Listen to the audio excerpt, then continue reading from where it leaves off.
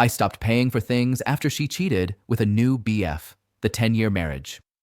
Let me start by saying that Emily and I rarely ever fought in our 10 years together, but she's always been known for overreacting to everything. About a month ago, she told me out of the blue that she wasn't happy anymore. There hadn't been any fights or tension leading up to it, nothing that would have warned me. She simply told me to move out, said she needed space, and wanted me away from her and the kids. So, I packed up and left. 3 weeks into our separation just last week, she hit me with the line, "Before someone else tells you, I'm seeing someone," but it just started, "Yeah, right, I didn't buy that for a second. I'm convinced this guy had something to do with her decision to leave." I guess she thinks the grass is greener, but it won't be, not with a 22-year-old kid who's known for jumping from one woman to another. This guy still lives with his aunt and can't hold a job for longer than a few months. Now she's pushing hard for a divorce. She even called me tonight to talk about lawyers and how she just wants to get it over with. She said she'd agree to anything, so I said, "How about split custody?" And to my surprise, she said, "Okay." If you knew Emily, you'd know she'd never agree to having the kids only half the time. It's like she's lost her mind. I've read that people who are in affairs can have a foggy head, and that's exactly how she's acting. She's rushing to end everything, maybe so she can run straight to this other man. It all seems suspicious, the way she's acting so agreeable, so eager to get this done. I can't make sense of it. She's 30 years old, not some impulsive teenager, but she's acting like one. She's hardly what anyone would call a cougar, especially not with a 22-year-old who can't even keep a job. She's barely worked in her life. I've supported her since the day we met. And now she's willing to walk away with just a car, some child support, and maybe half the house. And that's it. Honestly, her head must be in the clouds. Still, I'm hoping she stays in this mindset until the papers are signed, because once it's done, it's done. I can already tell this young guy isn't in it for the long run. He's probably making her promises, pushing her to move things quickly so he can move out of his aunt's apartment and into her house. But once reality sets in, she'll realize what she's thrown away. It's painful, sure. I'm still hurting. But I can see the light at the end of the tunnel. I need to finalize this before she wakes up from whatever fantasy she's living in. Emily's being irrational, selfish, and completely blinded by this affair. She's throwing everything away just so she can rush into something new. Her own family is heartbroken and embarrassed by what she's done. They've told her straight up that they don't accept this other man, but she keeps trying to convince them he's a good guy. Maybe she thinks once she's officially divorced, it'll seem more acceptable, that people will move on and accept him. But that's wishful thinking. I even checked this guy out. No criminal record, but still a red flag all over. He's young, broke, unreliable, and not the kind of man who's going to handle Emily's life, especially when her medical issues start acting up again. When that happens, he'll be gone. I guarantee it. This afternoon, I went to pick up the kids for my weekend with them. Emily was acting strangely. She kept getting too close, following me around, invading my space. When I finished loading the kids into the car, she asked to kiss them goodbye. Fine, no problem. But then she opened my driver's door and leaned in close, her eyes watery, like she was about to cry. She raised her arms and said softly, "Can I get a hug?" and started leaning toward me. What was that supposed to be? She's the one who wanted the separation and the divorce, and now she's trying to act all sentimental? I told her flat out, "No, Emily, don't touch me." She looked stunned. "You don't want to hug me?" she asked. I said, "No. You made your choice." Less than a month after our separation, she's seeing someone else, and she expects me to be her friend? To hug her? Not happening. Honestly, part of me hopes she's fallen hard for that guy, because I know it won't last. A 22-year-old with a history of chasing women isn't about to settle down with a woman who has 2 kids and responsibilities. Once things stop being exciting, he'll be gone. Still, rejecting that hug felt good. Maybe for the first time since this nightmare started. It was the first time I felt I had control. It probably shocked her, made her realize I wasn't the weak, desperate man she expected. I started seeing a counselor today for the first time, just to talk, get things off my chest. It went well. The doctor told me he thought I was a genuinely good man dealing with someone self-centered and immature. And he was right. Emily has always been egotistical and stubborn. I gave her a stable home and family life, but she wanted something else. It's sad that she's dragging our kids into her choices. She probably thinks that if she can stay friendly with me, it'll ease her guilt, that being friends will make it all seem less wrong. But when I turned her down for that hug, it clearly upset her. She walked away teary-eyed, realizing her plan to keep everything comfortable wasn't going to work. It's only a matter of time before she realizes her mistake. Whatever she thinks she has with that guy won't be better than what she had before. And when she realizes that, it'll be too late. When I talked to her yesterday, she was still repeating the same lines. "Sorry it didn't work out, but we need to stay friends for the kids." You could tell something was eating at her, though. Her voice cracked, and she had that same sad, lost look. I think the split custody hit her hard. She even cried on the phone, saying I was hurting her by taking the kids away. The nerve of that, as if she hasn't hurt me more than anyone ever could. Now, my kids have started talking about mommy's new boyfriend. My oldest said he bought her a birthday present, even though Emily claims he doesn't come around them. Clearly, they've talked to him, maybe even met him. It makes my blood boil that this guy is already trying to buy my kids' affection. I'm not a violent person, never have been, but I can't deny that hearing that made me furious. Still, I'm trying to keep calm. I know life will teach both of them their lessons soon enough. Later that night, Emily called again, asking if I could keep the kids an extra night because she needed time to fill out job applications. I told her I had to work even though my shift was optional. She started crying, saying, "You don't care about me, your life is perfect." I told her gently, "Emily, that's not my problem anymore. You wanted this." When I dropped the kids off, she seemed fine again, even smug. As I loaded their things into her car, she made sure I heard her telling them, "Guess what, kids? Mommy has your names tattooed on her now." She knows I never liked her adding tattoos, so that was clearly meant to provoke me. She's cut her hair short, dyed it a different color, got a lip piercing. She's trying to reinvent herself, but I didn't react. I just kissed my kids goodbye, got into my SUV, and left. As I checked the road before pulling out, I glanced over and saw her grinning at me, blowing a sarcastic kiss. Let her play her games. I'm done reacting. After that sarcastic little smile she gave me, I realized she probably thought she was still getting under my skin. The truth is, I've stopped showing any reaction. Whatever game she's trying to play, it's not working anymore. Apparently, that's starting to bother her. She called me earlier, clearly trying to pick a fight. I think she was upset because the kids had been crying, saying they missed me and wanted to stay longer. My oldest even said she hates Emily's new boyfriend and wishes she could live with me forever. When Emily heard that, she snapped. She said, "I'm sure they say the same thing to you, that they want to stay with me, right?" I told her calmly, "Not really. Our oldest says she misses you, but the little one tells me she doesn't want to go back." That, of course, set her off. She kept trying to justify her new boyfriend, saying she deserves to be happy and has the right to move on. I didn't argue. I just kept repeating, "I don't care." And it clearly got to her. The more she tried to get a reaction, the calmer I became. By the end of the call, she sounded choked up. Her voice was trembling, full of uncertainty. Finally, she said, "So, you don't care? What if I was gone tomorrow, you wouldn't care?" I replied, "No, Emily. I'd move on, I'll admit." That was a cold thing to say. I'm not proud of it. But she pushed every button I had and I couldn't hold it in anymore. She hung up after that, upset, and honestly, part of me felt bad, but another part of me felt relieved that I didn't let her control the conversation for once.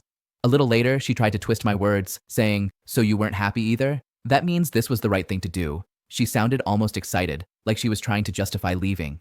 I told her, "No, Emily, don't put words in my mouth. I never said I wasn't happy." She calls less often now, which is fine by me. I still get that sick feeling in my stomach when her name pops up on my phone.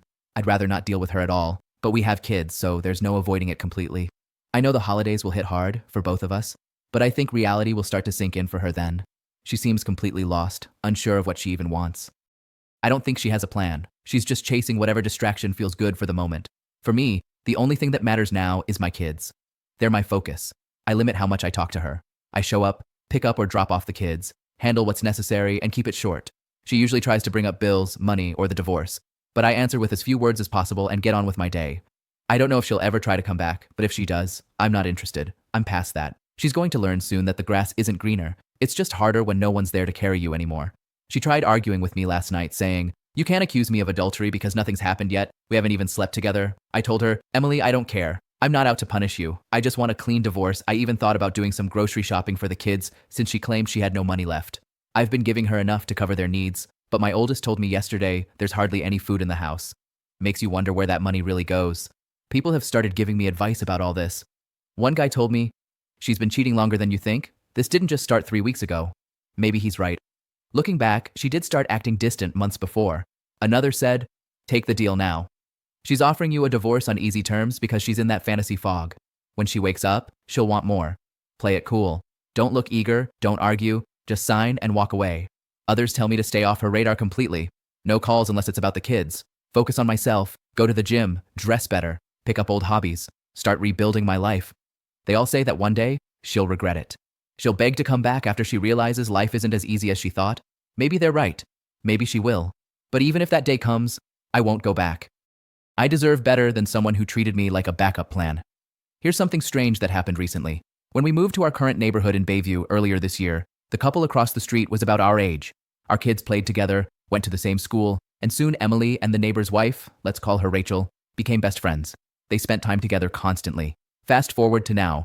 Emily and I split about 6 weeks ago, and a couple of weeks later, she told me she was seeing someone. Well, guess what? I just found out that Rachel and her husband also separated around the same time. Even weirder, Rachel left him for another man too. Sounds like those two women encouraged each other to jump. Birds of a feather, right? Both of them had husbands who worked hard, provided for the family, while they barely lifted a finger.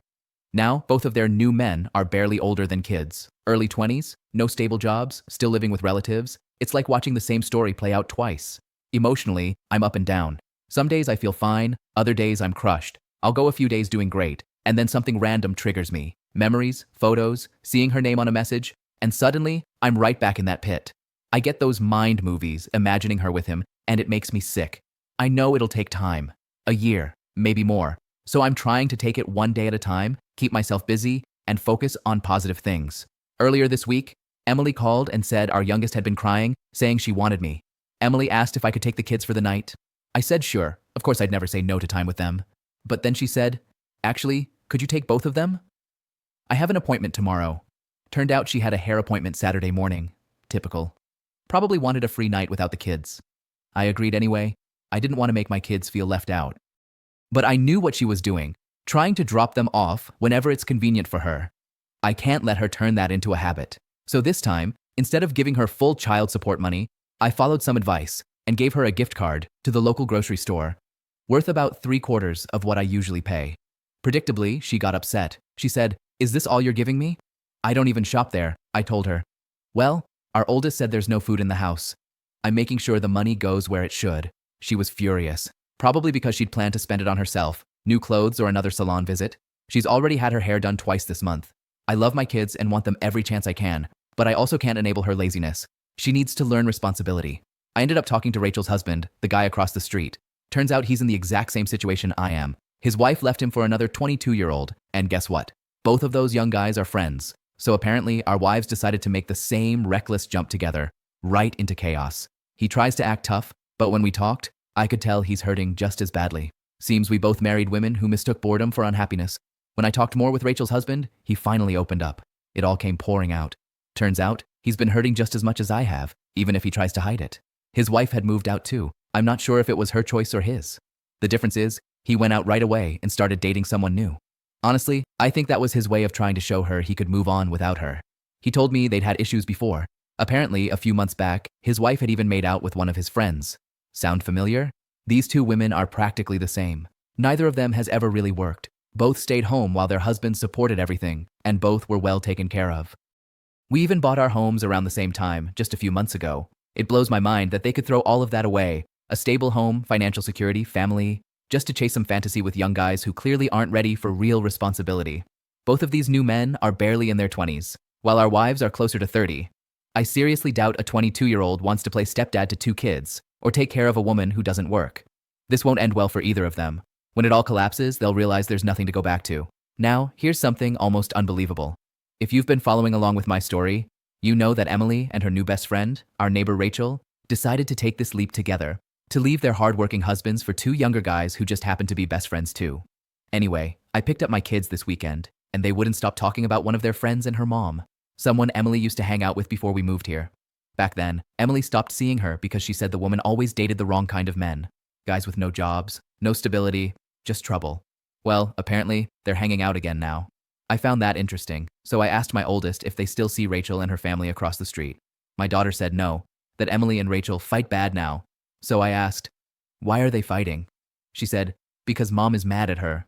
She's trying to get back with her husband. I couldn't help but laugh. So Emily convinced her best friend to leave her husband for some young guy, and now she's angry because her friend realized it was a mistake and wants her family back. Unbelievable. It's sad, really. But at least one of them seems to be realizing what she's done. When I dropped the kids back off after the weekend, I made sure to look presentable. Nice clothes, cologne, the whole thing. I figured it might shake Emily a little, just to see that I'm moving on too. The next day, my oldest asked, "Dad, do you have a girlfriend?" There's no way she came up with that question on her own. Clearly, Emily's been using the kids to fish for information about my personal life. On the legal side, I've already spoken to a lawyer and will be signing with him soon. Between work and taking care of the kids, I've been keeping myself busy, leaving early, coming home late. I don't want Emily back. Leaving a marriage with small children just to chase some fantasy is inexcusable. The hardest part, though, is detaching. No matter how much I try to move forward, her behavior still gets in my head. I'm working on it, going to the gym, focusing on my health, and continuing individual counseling. But it's tough. Like every week, there's always something new when I drop the kids off. I focus on them completely during my time, I don't ask about Emily or her new boyfriend because I don't need to hear it. The little things they accidentally say are enough to tell me what's going on. Still, every time I drop them off, my phone starts ringing. She always finds some reason to call, usually to accuse me of something. This time, she accused me of grilling the kids for information about her and Tyler, which I never did. Then she said, "And tell that Nancy woman to stay away from my kids." I was stunned. I don't even know anyone named Nancy. I guess she's just making things up now. Maybe she saw something online and jumped to conclusions. It's exhausting. I can have the kids for 4 peaceful days, and then, within minutes of them being back with her, she's calling with accusations. It's obvious she's the one interrogating them, not me. She's got a boyfriend, but the idea of me possibly seeing someone else seems to drive her crazy. It's childish, honestly. She needs to grow up. My kids even ask me if I have a girlfriend, which makes it clear Emily's been talking about it around them. She's jealous, no doubt about it. A few days later, things got worse. When Emily first told me she was seeing someone, she swore, "He doesn't come around the kids." That was a lie. I went over one morning to drop off the child support check. I usually just leave it in the mailbox so I don't have to deal with her face to face. But this time, I saw his truck parked in my old spot in front of the house. I can't even describe the anger I felt. I've been paying all the bills, covering the mortgage, providing for that house, and now this guy is sleeping under my roof, around my kids, living off my hard work. I stayed calm on the outside, but inside, I was furious. That was the moment I decided I'm done being nice. I'm talking to my lawyer about tightening things up legally. I'm not going to let her walk all over me anymore. A few days later, it got even more disrespectful. I met Emily to pick up the kids at our usual exchange spot. I got there early and saw her car pulling in. As she got closer, I could see she wasn't alone. Tyler was with her. She actually brought him along to the kid exchange. That's how little respect she has left. It felt like a slap in the face. I wanted to say something, to yell even, but I didn't. That's exactly what she wanted. A reaction. So I stayed silent, took the kids, and left. This week has been one of the toughest since the separation, but I'm still keeping my head up. Tomorrow, I'm meeting with a private investigator to collect evidence for my divorce case. The goal isn't revenge, it's to protect myself financially. If I can prove adultery, I can avoid paying spousal support. It's sad that it's come to this, but at least I'll save money in the long run. Just to update, I have the kids every other weekend. This week wasn't my usual one, but she asked if I could take them earlier, so I agreed. Yesterday, she texted saying she had a job interview about half an hour away and needed me to hurry. Now, keep in mind, in the 10 years we've been together, she's barely worked. Every time she gets a job, she quits within weeks. I was at a doctor's appointment, and I told her I'd meet her as soon as I could, but she kept texting, getting more impatient, eventually accusing me of ruining her chance at getting a job. She said, "You're not giving me enough support money, and now I'll miss my interview because of you." I stayed calm, kept replying politely. I even offered, "If you have to go, send the kids inside the office, and I'll meet them here." But no, that wasn't good enough for her. When I finally came out, she was waiting in the parking lot, angry. She started yelling about how I was always a jerk when we were together and how I was still the same now. She brought up money again, claiming I wasn't supporting the kids properly, completely ignoring the fact that I've been paying every bill plus giving her extra. I stayed quiet. She kept ranting, eyes watery, voice shaking. Then she said, "You're enjoying this, aren't you?" I just smiled slightly and said, "Okay, Emily." That made her even angrier. Finally, as I got into my car, she shouted, "You're a loser. You always were and always will be." If that's what she needs to tell herself to feel better, fine. But let's be real. I have a good job, a strong relationship with my kids, great family support, and I've never cheated or laid a hand on her. Meanwhile, she left her family for a 22-year-old who can't hold a job and still acts like a teenager. And speaking of that, I heard Tyler got fired just 2 days ago for showing up late again. Seems like reality's starting to hit her new perfect life. So, Tyler got fired for being 2 hours late to work. That explains why Emily suddenly cares about finding a job now. For years she didn't think working was important, but now that her perfect boyfriend is unemployed, reality is catching up. Yet somehow, I'm still the loser in her eyes. When I first shared my story, everyone told me the same thing. She's a train wreck waiting to happen. Focus on yourself and your kids. Well, that's exactly what I've done. And now I'm just sitting back watching it all unfold. A friend told me that Emily and Tyler broke up 3 or 4 times just in December. Doesn't surprise me, she's always been that way, bouncing between anger and drama. And somehow, she still finds a way to blame everything on me. If she's late, it's my fault. If she's broke, it's my fault. She keeps saying she's so happy now and finally opened her eyes. But deep down, I know she's just trying to convince herself. What really breaks my heart is what my youngest said last weekend. Out of nowhere, my 4-year-old looked at me and said, "I wish, when mommy broke up with you, I didn't have a mom and I could live with you forever." Hearing that from such a little kid crushed me. Kids always love their mom no matter what, so for her to say that means things must be really bad over there. I don't know if Emily truly believes the things she says about me or if she's just trying to justify what she's done. Either way, I don't care anymore. She made her choices, and now the consequences are hers to deal with. I spent years holding everything together. Now it's her turn to see how hard life really is. This week, I had the kids during a few weekdays instead of my regular weekend, so I could take them for their eye exams. I know Emily would never get around to it. She's never been that responsible. Tuesday night, close to midnight, my phone buzzed with a text. It was from Emily's mother. She wrote that she was sorry if I didn't trust her anymore, that she missed me, loved me, and was grateful for the 2 grandkids I gave her. She said they were a constant reminder of me. Honestly, I think she truly does miss me. I did a lot for that family over the years. The next day, Emily texted asking if I could keep the kids a little longer because she needed to fill out job applications. Right. Now that Tyler's unemployed, they're both scrambling. I agreed because it meant more time with my kids. Later that evening, she said she couldn't move because of pain and asked if I could drop the kids off at her mom's house. She's always had medical issues, and I figured the story might be true. When I got there, her mom came out, asked how I was doing, and even gave me a hug. She said she was waiting to see if Emily needed to go to the hospital. So I guess this time, the pain was real. Early Friday morning, I woke up to a string of texts from Emily asking if we still had dental insurance. Her tooth was hurting badly, and apparently her stomach problems had returned. Karma, maybe? I gave her the insurance info, but I didn't engage beyond that. Since then, she's been sending sad story messages about how much pain she's in, how her doctor won't see her until she pays an old bill, how she needs help for another surgery. She's also hinting that she can't pay the dentist and is asking if I can help her out. I've stopped responding unless it's about the kids. She even started asking if I got my W-2 yet, so we could hurry and file taxes. I'm guessing she's desperate for her share of the refund to pay off those bills, or maybe to save the furniture she's behind on payments for. But here's the thing. She's the one who walked away. My job and income went with me. I'm already doing enough by keeping her on my insurance. Her financial mess isn't my responsibility. It's honestly sad to see her scrambling. That tax refund she's counting on? She forgets it exists because I work and pay the taxes. She hasn't contributed to that in years. I'll admit, part of me still feels sorry for her. Her health issues are probably real. She's always struggled. But the truth is, she made her bed. Now she has to lie in it. My biggest concern is the kids. They've been spending a lot of time with their grandmother lately, and I don't want them to suffer because their mom is too sick or too lost to take care of them properly. But at the end of the day, Emily fired me from her life and hired Mr. Unemployment. Her health, her finances, her chaos. That's all on her now. To add to the irony, my buddy, the one who used to be friends with both of us, still talks to her occasionally. She doesn't know he and I are close now. When she reaches out to him, he listens politely, but tells me everything afterward.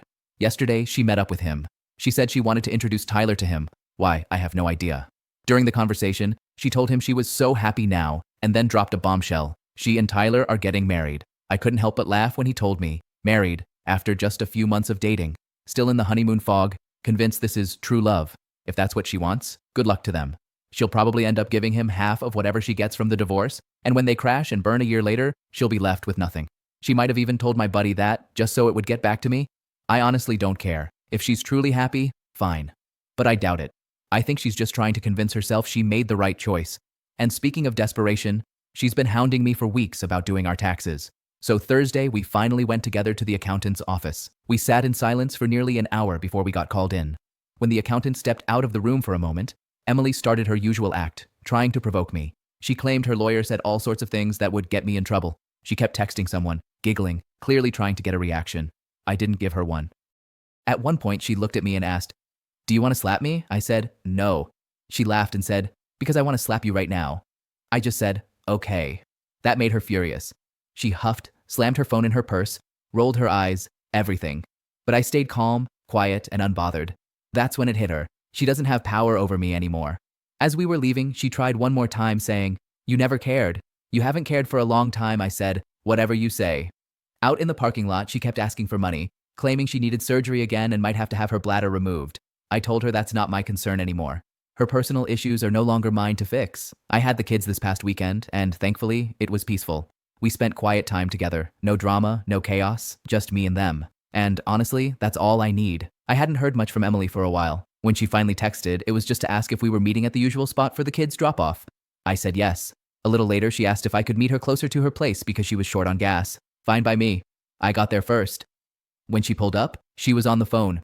I got the kids out of my SUV, grabbed their things, and started walking toward her car. She got out, eyes red, sniffling.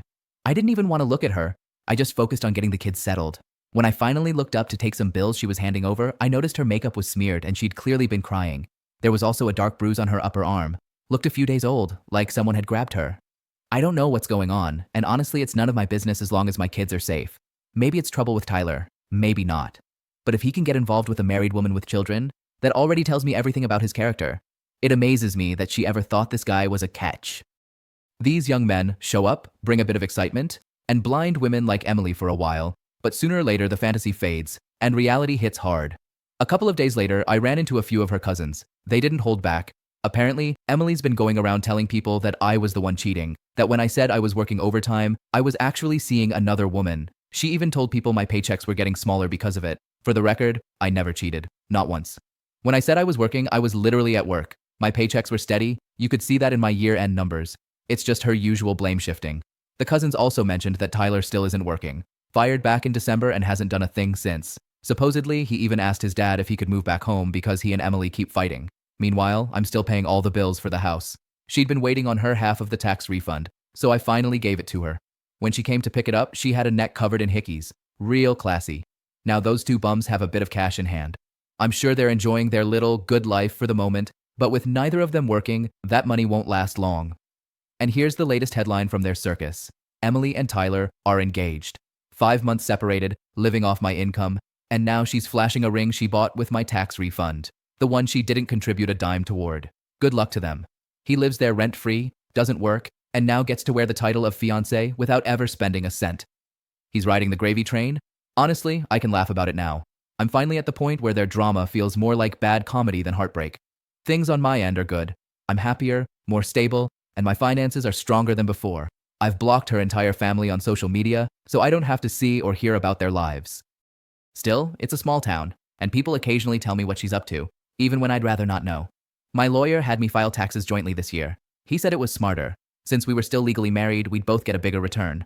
Fine by me. It meant more money back overall. It's been 5 long months since everything fell apart. The road was rough, but I've made it this far. I still have low days here and there, but they're fewer now. I don't talk much about my kids online, but our relationship has grown stronger than ever. In the beginning, my oldest didn't want to stay the full weekend with me. She was still attached to her mom. But last weekend, she asked if she could stay longer. My youngest has always been a daddy's girl. If it were up to her, she'd live with me full time. Every time they're with me, I try to make it fun and memorable, things they'll look back on happily. Emily likes to say she's a great mom because she has them most of the time, but being around them and being present for them aren't the same thing. When they're with me, I listen, I talk to them, and I focus on them, not on my phone or gossip. That's what being a parent really means. I'm looking forward to continuing to build that bond and, when the time's right, maybe meeting someone new, someone mature, kind, and good with my kids. The past months were brutal, but I came out stronger. Emily thought she was walking into a better life, but the only future she threw away was her own. As for me, I'm finally at peace.